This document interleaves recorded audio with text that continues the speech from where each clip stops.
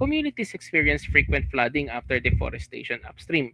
Which principle of environmental protection is violated?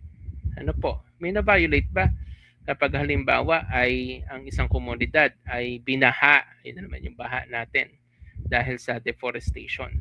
Ano po? Is it A, polluter pays principle? B, precautionary principle? Is it C, principle of intergenerational responsibility? Or is it letter D, sustainable resource management? Okay, 5, 4, 3, 2, 1, 0. Sure kayo? I'll give you another chance. Okay.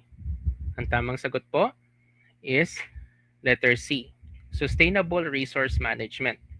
So deforestation shows mismanagement of natural resources leading to environmental hazards such as flooding. Dahil hindi tama ang pagkakamanage ng pangangahoy, ayan.